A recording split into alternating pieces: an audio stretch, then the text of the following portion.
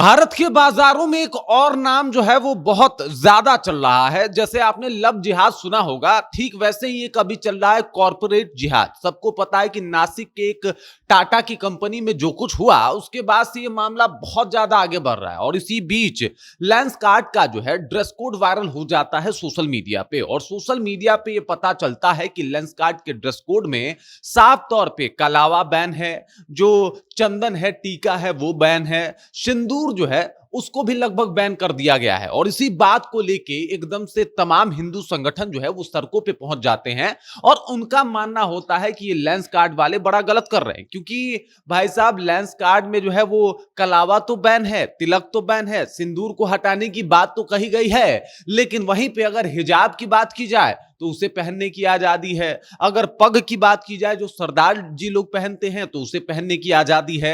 और इसी बात को लेके एकदम से पूरा माहौल खराब हुआ पड़ा है। कई जगह से वीडियो भी आ रहे हैं जहां पे कुछ हिंदू संगठन जा रहे हैं, वहां पे हिंदू लड़कों का नाम पूछ रहे हैं, उनको तिलक लगा रहे हैं और ये सारे वीडियो सोशल मीडिया पे खूब वायरल हो रहे हैं। अब ऐसे में मैंने सोचा कि मैं भी आपको बता दूं कि असल मुद्दा क्या है और आखिरकार अगर लेंस कार्ड ने ऐसा कोई ड्रेस कोड निकाला जिसमें कलावा बैन कर दिया, बिंदी बैन कर दिया, इसके अलावा तिलक बैन कर दिया, तो हिजाब क्यों नहीं बैन किया, पग क्यों नहीं बैन किया। इन तमाम मुद्दों के ऊपर जो है वो विस्तार पूर्वक चर्चा करेंगे, बातचीत करेंगे, लेकिन उससे पहले मेरा परिचय जान लीजिए।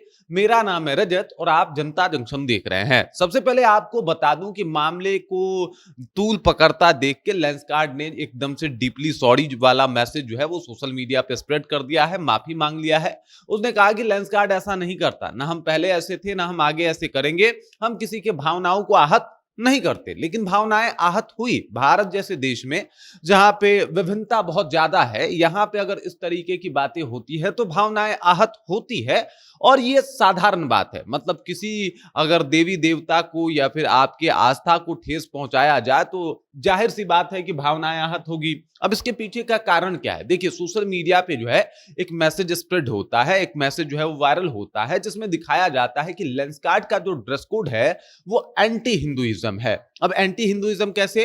तो कलावा बैन है, यानी मैं अभी जो हाथ में पहन के ये आपके सामने न्यूज कर ले रहा हूं, यहां अगर लेंसकार्ट की एक कंपनी होती तो शायद मैं ये नहीं काम कर पाता, क्योंकि ये ऊपर से ऑर्डर होता और ड्रेस कोड में ये सब कुछ नहीं चलता।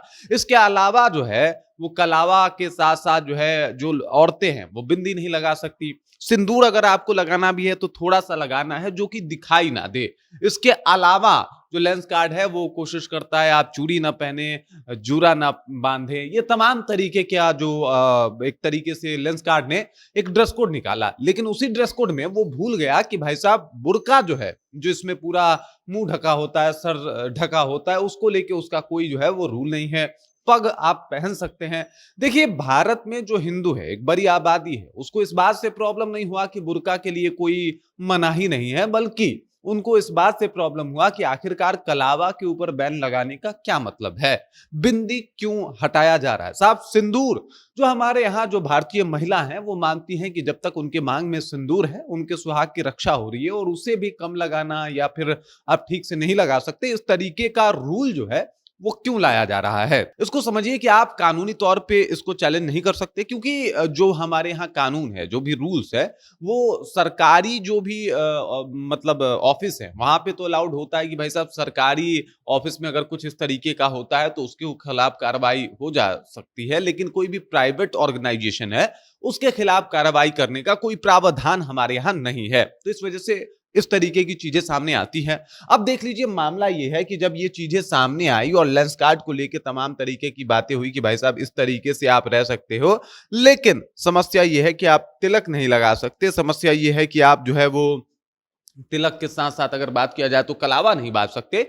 इसी बात से हिंदू जो है वो आहत हो गए। हिंदू आहत इसलिए भी हो गए कि भाई साहब एक तरफ बुर्का जो है, जो हिजाब है, उसे आप अलाउड कर रहे हैं, लेकिन दूसरी तरफ वहीं पे ये सारी चीजें बैन कर रहे हैं। इसके पीछे का कारण क्या है? मतलब किस मोटिव के साथ ये सब कुछ हो रहा है? और फिर एकदम से मार्केट में एक ट्रेंड चला जिसका नाम दिया गया कॉर्पोरेट जिहाद। अब कॉर्पोरेट जिहाद इसलिए भी चला क्योंकि आपको पता है नासिक वाली घटना, टाटा के कंपनी में क्या कुछ हुआ, किस तरीके से कुछ लोग के ऊपर यह आरोप लगा कि वो लोग हिंदू लड़कियों को मुसलमान बनाने की साजिश कर रहे थे, जिसकी जांच अलग अलग तरीके से अभी भी चल रही है और उसके ऊपर जो भी बात आएगी वो सामने क्लियर हो जाएगा आपको। लेकिन ये सारी चीजें जब सामने आई तो लेंसकार्ट को जो है वो माफी मांगना पड़ा।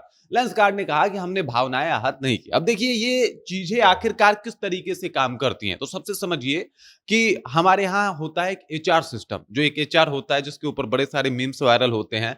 तो एचआर सिस्टम का काम होता है कि वो ये सुझाव भी दे कि भाई किस तरीके का ड्रेस कोड होना चाहिए, क्या नहीं होना चाहिए। अब देखिए हमारा जो देश है वो भारत है, लेकिन भारत में भी किस तरीके का ड्रेस अलाउड है। कोट पैंट ऑफिशियल तौर पे माना जाता है, थ्री पीस जो है वो उसे माना जाता है ऑफिशियल तौर पे कि ये चीजें जो है वो बिल्कुल सही है। लेकिन अगर देखा जाए तो ये सब कुछ कॉपी है, मतलब हम लोगों ने विदेशी चीजों से कॉपी किया और हम लोगों ने कोट अलाउड कर दिया, हम लोगों ने जो है वो शूज, चमड़े वाला बेल्ट, ये सारी चीजें जो है वो अलाउड कर दी। और इसके पीछे का कारण है कि जो भी एचआर आए या फिर जो भी ड्रेस कोड डिसाइड करने वाले मैनेजर आए, वो सब लोग पूरा सिस्टम जो है, पूरा कल्चर जो है वो विदेशों से कॉपी किया। आजकल सरकारी महकमे में भी आप जाइए तो उनका भी एक अपना ड्रेस कोड है और उसी हिसाब से जो है वो अलाउड किया जाता है। अगर आप आज से 50, 60, 100 साल पहले जाइएगा तो हमारे यहाँ ऐसा ड्रेस कोड नहीं हुआ करता था। और फिर धोती कुर्ता कोई मजाक का पात्र बनने वाला कपड़ा जो है वो नहीं हुआ करता था। लेकिन आज अच्छे अच्छे दुकान में जो है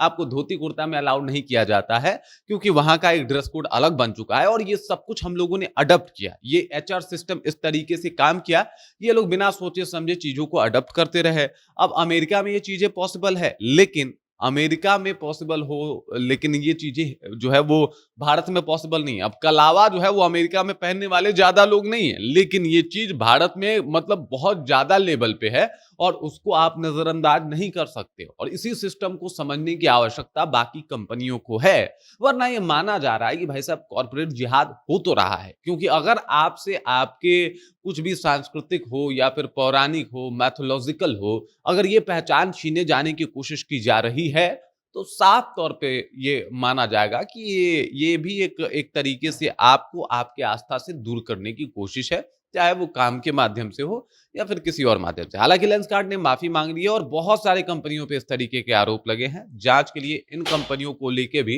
हिंदू संगठन जो है वो काफी एक्टिव दिखाई दे रहे हैं। बाकी इस खबर, इस जानकारी को लेकर आप क्या सोचते हैं, आपके जहन में क्या कुछ चल रहा है, कमेंट कीजिए, अपना विचार हम तक पहुंचा दीजिए। बाकी आप देख रहे हैं जनता जंक्शन और मेरा नाम रजत है।